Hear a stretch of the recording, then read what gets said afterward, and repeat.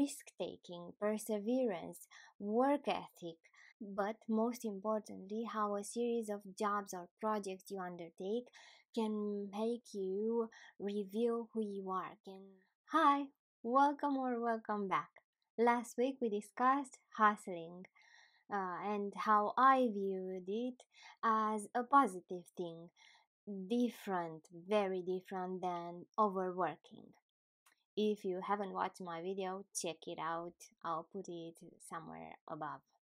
This week, I want to build a little upon that and introduce you to the Victorian queen of hustling. I'm talking about Jane Eyre. I also want to make the case that you are way better off reading Jane Eyre than any personal development book, even Hustle. So, I'm Maria from Read Fine Books.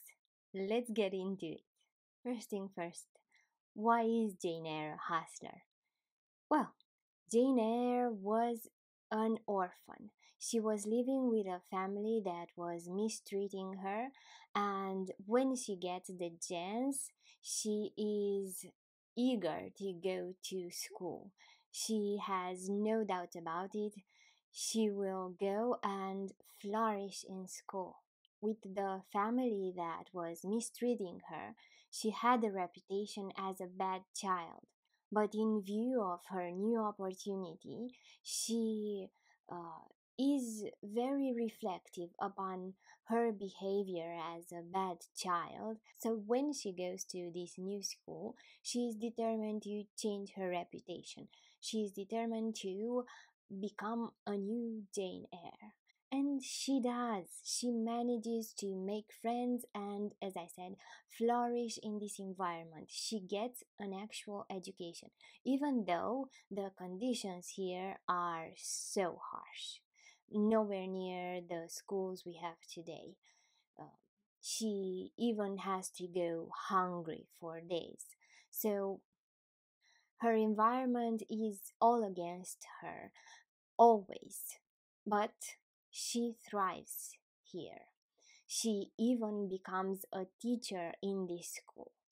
When she decides that being a teacher at the school is no longer in her best interest, it doesn't stimulate her anymore, it doesn't bring anything to her growing, she decides to change jobs. And she does that by advertising in a newspaper. Do you understand how interesting that is? How forward thinking she is with that? How daring?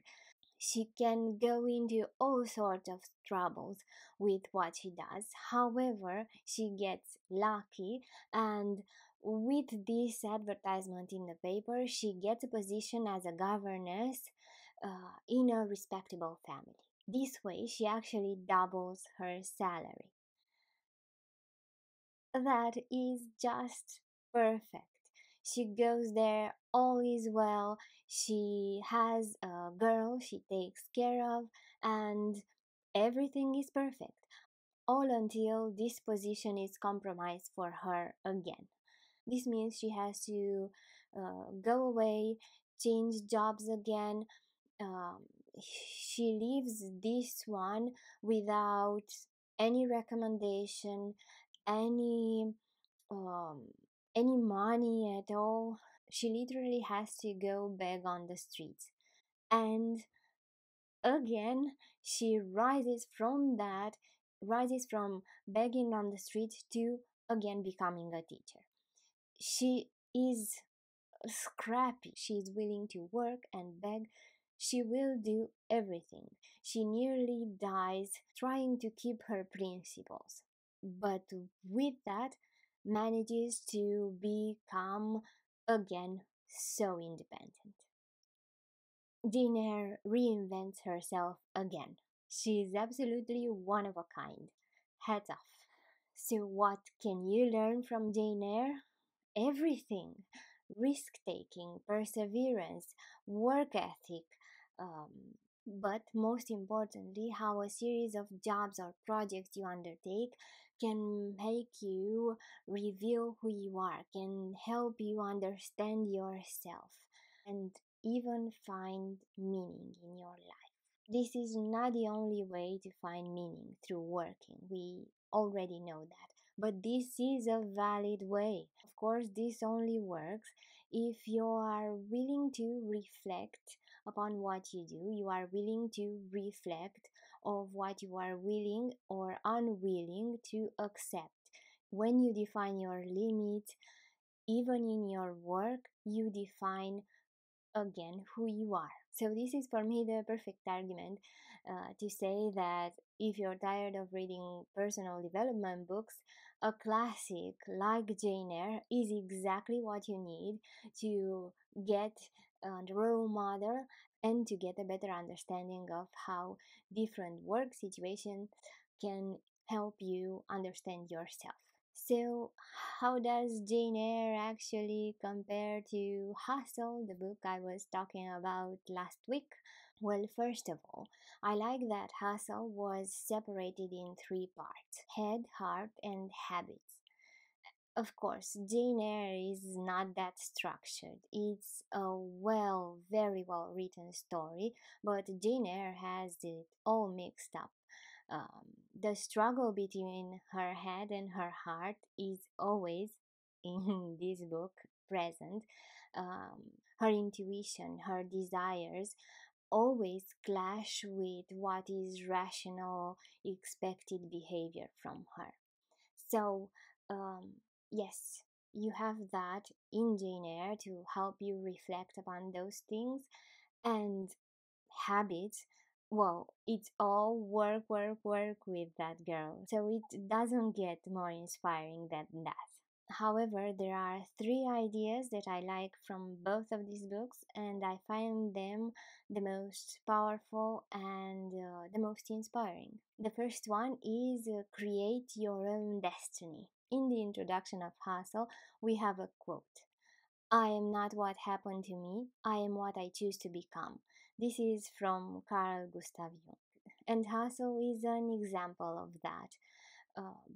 With Hustle, it is my opinion and what is shown in this book that you take control of your life, and doing stuff empowers you a lot and also gives you the feeling of control. So, yes, you are the master of your own destiny if you try new things always, and don't let anything deter you from your path. And in Hustle, you have lots of examples of how to do that. But in Jane Eyre, her story is the most powerful example of taking control of your destiny. In the harshest environment, the Victorian era for women was kind of terrible, and in that environment, she is thriving. She is finding herself, evolving, always growing. She is just killing it. Her story completely is taking charge of your destiny. There is nothing more inspiring than that. The next idea is to pursue your dreams. It is not enough to simply have a dream, you have to actively pursue it. And who is better than Jane Eyre in pursuing a new life? A governess's life in the 1800s is a terrible life. However, it is better than the life of a school teacher. Better pay, better living conditions, better everything. So she is able to work from being an orphan to being a school teacher to being then a governess. She's constantly working and evolving her social status. In order to do that, she is always, of course, risking what she has. Even more, she is very daring in what she does to gain a new position. She advertises in a paper, which again, very risky. So, in my opinion, she is the hustling queen, just the perfect role model for what determination and education can give you. And the third idea I loved in both of these books is embrace failure. Avoiding failure is not a goal that we can actually achieve, it's an illusion. So, what we have left is embracing failure. Jane Eyre's story is built around her trying to create a better life for herself. She has to start over multiple times, and she's not afraid of any of it. She is willing to put up hard work and every time evolve just because of her hard work. She goes through difficult times, including a very rough childhood. However, times she has to start over, she has lots of energy, momentum, a great mood, optimism. She doesn't let her past define her. She starts over with no afterthought.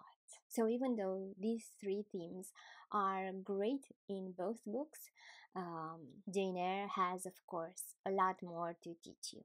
To think is easy, to act is hard, but the hardest thing in the world is to act in accordance with your thinking.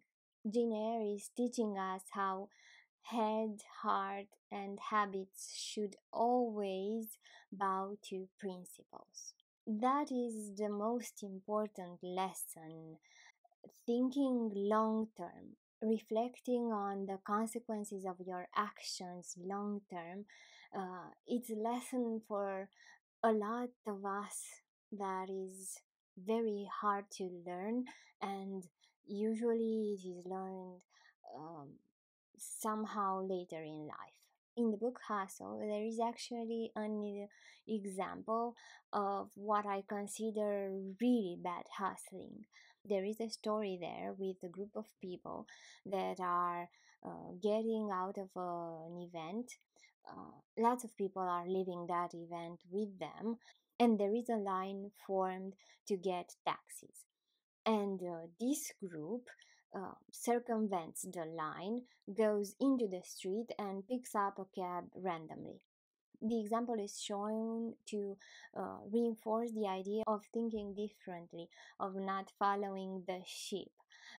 But in my opinion, that is just not right. These people have not done an illegal thing. It's not illegal to go out of your way and take another taxi when a line is formed. Not at all. But what if everyone would do that? What if everyone would simply go out of the line and pick randomly cabs? There would be chaos. And who would suffer? The people who can't go and run after a cab. The people who are in crutches, maybe, the people who can't move very well, or elderly, people with kids, forming a line, acting civilized is a way for us to protect the most vulnerable. And this book teaches you the other way. As long as your needs are met, the other ones don't matter. So, yes, the behavior is not illegal, but is it moral to do that? I mean, what's 10 more minutes of waiting in line? Why why do something so ugly? This is something that Jane Eyre would never teach. Uh, Jane Eyre bows to principle. When something would become so easy, if only she would become a mistress, or if only she would do something a bit shady, she chooses not to. She chooses the difficult path. She is rewarded for that, but even if she wouldn't be rewarded, the idea of doing the right thing is just what makes you grow and develop as a beautiful person. So, hustling is right as long as you reflect upon your actions always and think of the long term consequences on your character and on the people around you. As I said, Jane Eyre would never teach something bad, and what would Jane Eyre do is actually something to consider lots of times before making a decision. I loved Jane Eyre and I really advise you to read it. It's the perfect example of work ethic and great life choices as well as career choices. Of course, taking into consideration the time she was living in. I love this book and I really advise you to read it to find your motivation, to find your inspiration, and pursue your dreams, but also live a wholesome life. And now you tell me, what do you think of classics? Do you use them for inspiration in this way? Let's chat in the comments. I'm Maria from Read Fine Books. Thank you so much for watching.